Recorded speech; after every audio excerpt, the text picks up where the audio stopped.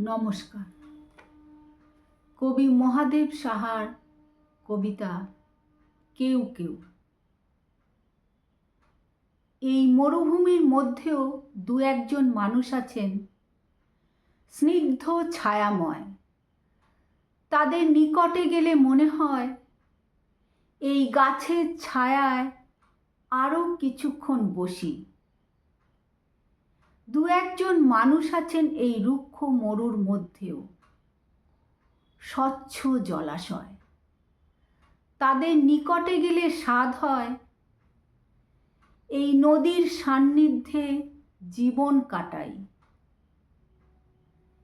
এই মরুভূমিতেও এমন মানুষ আছেন কেউ কেউ শীত হাস্যময়। তাদের নিকটে গেলে মনে হয় এই মনীষার আলোয় উদ্ভাসিত হই। নমস্কার।